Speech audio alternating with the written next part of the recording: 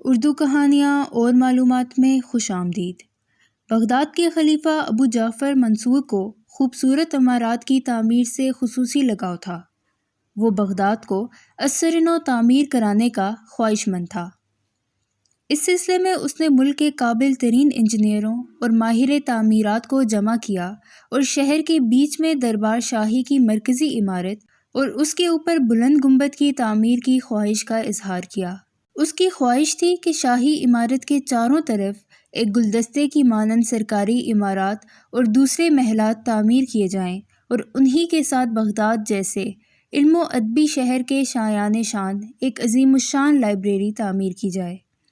ماہر تعمیرات کے اس اجلاس میں ایک نوجوان انجینئر بھی تھا۔ اس کا نام نوبخت تھا۔ یہ ہیئت کے علاوہ مساحت کا بھی ماہر تھا۔ مساحت دراصل سائنس کی ایک شاخ ہے۔ اس شاخ میں ایسی زمین کی چھان بین کی جاتی ہے جس پر کوئی عمارت تعمیر کرنا ہوتی ہے۔ نوبخت نسلاً ایرانی تھا۔ اس کی پیدائش سے متعلق حتمی طور پر تاریخ کچھ نہیں بتاتی، تاہم 8ویں صدی کے ابتدائی سالوں میں اس کی ولادت ہوئی۔ خلیفہ نے نوبخت کی قابلیت کا اندازہ لگاتے ہوئے شہر بغداد کی مساحت کا کام اسے سونپ دیا۔ نوبخت کے ساتھ اس کام میں اس کا نائب بھی شامل تھا۔ اس کا نام ماشاء اللہ تھا۔ نوبخت ایک ذہین اور باصلاحیت نوجوان تھا۔ اس کی تعلیم بغداد کے عام مدرسوں میں ہوئی تھی۔ نوبخت کو مطالعے کا جنون کی حد تک شوق تھا۔ چنانچہ اپنی تعلیم مکمل کرنے کے بعد نوبخت نے علم ہیئت اور دیگر علوم میں مہارت حاصل کی۔ عمارت سازی کے شوق نے انہیں ایک باکمال سول انجینئر بنا دیا۔ انہیں شہری منصوبہ بندی میں خصوصی مہارت حاصل تھی۔ اس لیے انہوں نے اپنے ساتھیوں کی مدد سے بغداد کی تعمیر نو میں اعلیٰ تعمیراتی ذوق کا مظاہرہ کیا اور اسے خلیفہ کی مرضی کے مطابق ایک عالی شان شہر میں تبدیل کر دیا۔ یہ نوبخت کی ٹاؤن پلاننگ کا ہی کرشمہ تھا کہ بغداد الف لیلہ کی کہانیوں کا مرکزی شہر بن گیا۔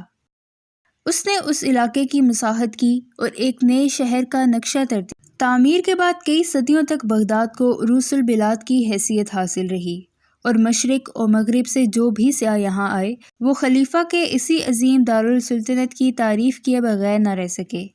اس بات سے یہ اندازہ لگایا جا سکتا ہے کہ شہر کی مساحت کرنے اور اس کا جدید نقشہ مرتب کرنے میں نوبخت اور اس کے نائب ماشاء اللہ نے کس قدر ہنرمندی سے کام لیا ہوگا، اور یہ کہ انہیں اپنے اس پیشے پر کس قدر فنی مہارت حاصل تھی۔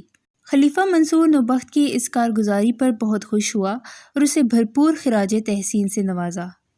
مساحت کے علاوہ نوبخت ہیئت میں بھی مکمل مہارت رکھتا تھا، چنانچہ اس نے فلکیات پر ایک کتاب لکھی۔ اس کتاب کا نام کتاب احکام ہے۔